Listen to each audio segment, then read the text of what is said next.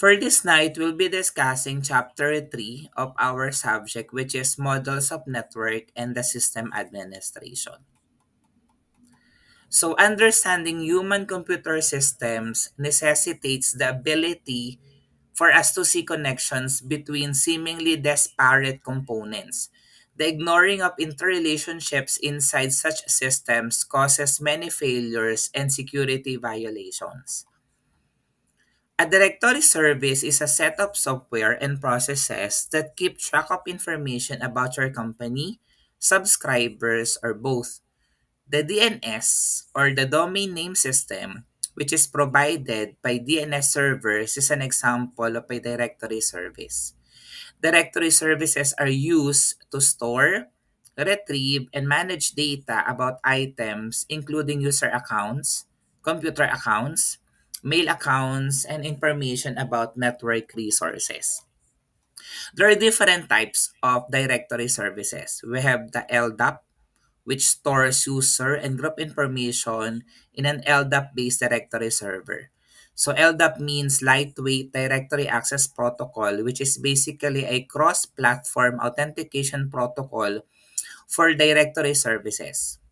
LDAP is the protocol that allows applications to communicate with other directory services servers. So we have here the DIT, or the Directory Information Tree, and we have here the table for the operation and the description. So yung una, the search, which allows the client to request the server to search for the certain part of the directory information tree for information matching, user-defined criteria, and list the results. And then another operation is compare, basically requesting the server to compare an entry for an attribute value. And then the common is the update that can perform any of the following operations like the add, the delete, and the modify. The update request to modify the content of the directory. Siyempre, pag sinabing delete, magdi-delete lang tayo ng existing entry from the directory. Pag add, mag-insert lang tayo ng bagong entry. Then of course, if we modify, we change the attribute and the values that is currently present in the existing entry. Then we also have here the bind that initiates an LDAP session between a client and a server, unbind that terminates a client-server session, and abandon that allows a client to request that the server abandon an outstanding operation. So why do we need a directory service? So basically, the primary purpose of which in the organization is to manage the connections between users and their IT resources. When the users seek access to IT resources, those resources consult the directory service to determine whether or not the person should be permitted access. So basically, andun yung details information, ano ba yung access control or permission ng specific person na to. For the system infrastructure organization, the systems, protocols, and processes that provide the organization structure support its main functions and entrenched routine practice are referred to as the organizational infrastructure. The organization's infrastructure also aids in the execution of its vision, purpose, goals, and values. So ito naman yung information system security measure. So we have here an example for identifying the threats, establishing control, and performing audits. Under identified threats, we have computer crime and abuse, maaring human error, natural and political disasters, and also hardware and software failures.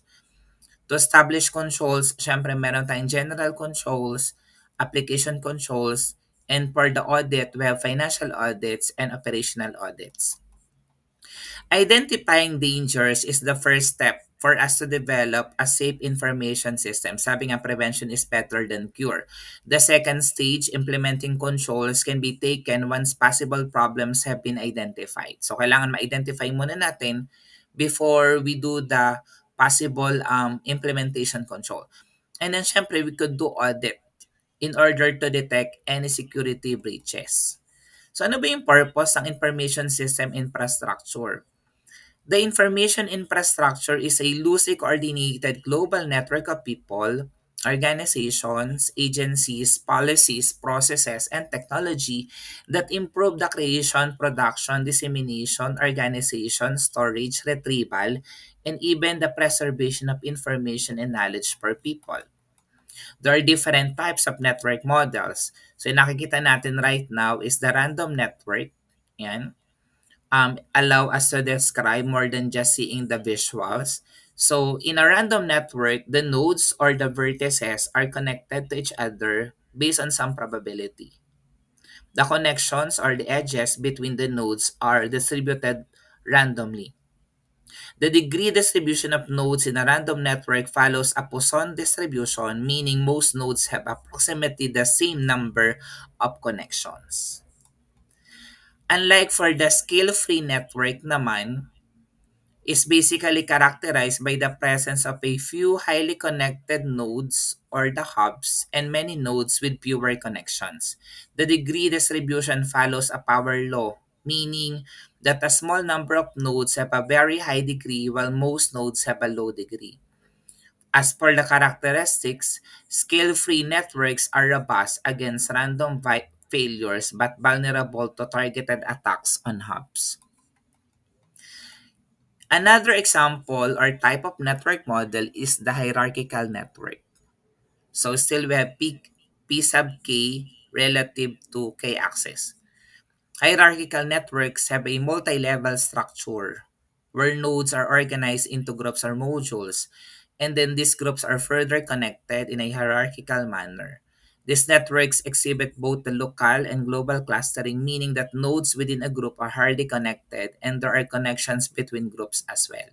So medyo complex na yung hierarchical type of network natin. So let's now talk about the network management technologies. The use of data systems to manage and provide digital resources through a computer network is known as network technology.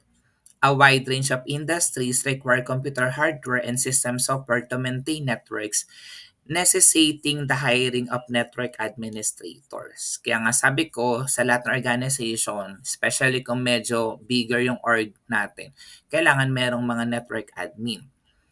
Then for the system maintenance, merong types ng systems maintenance. We have the corrective, adaptive, perfective, and the preventive.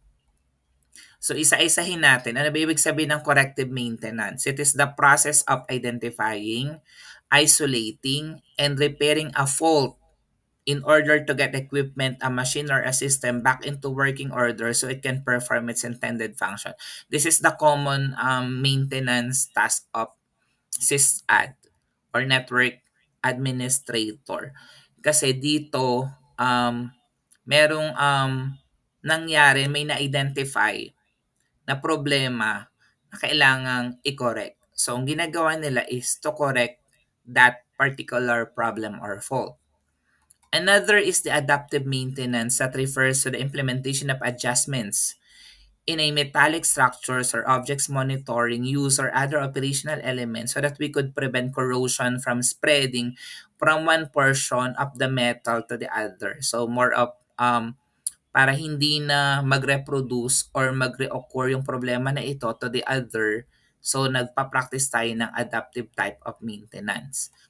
Perfective naman, software maintenance focuses on the software's functioning and usability. Perfective maintenance entails fine-tuning, removing or adding new features and existing product's functionality. Perfective adjustments may alter the appearance of a product as well as its functionality.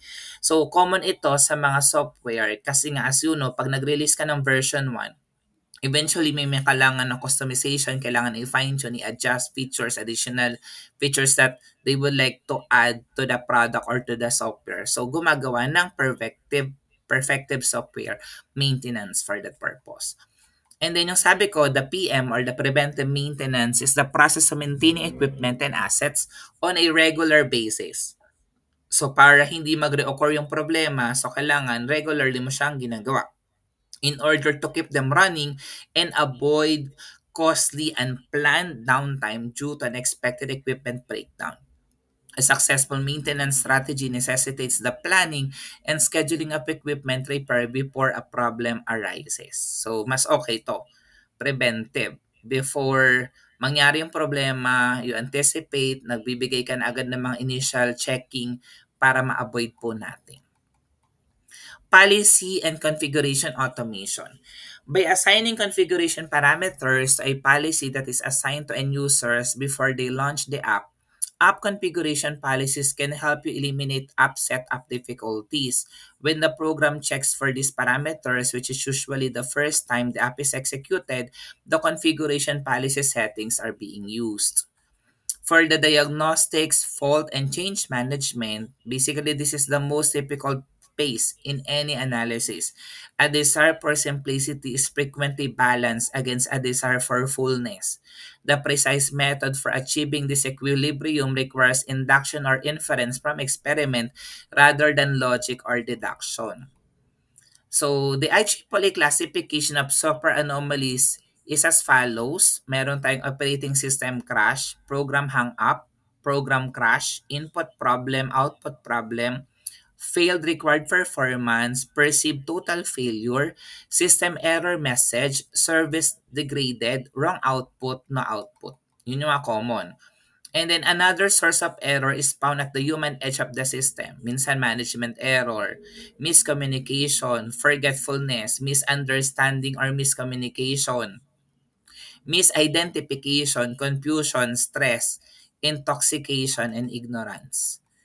And then another source of error is also found in the following: carelessness, 'di ba? Minsan, slowness of response, random procedural errors, systematic procedural errors, inability to deal with complexity, inability to cooperate with others. And these are some of the references that we have used.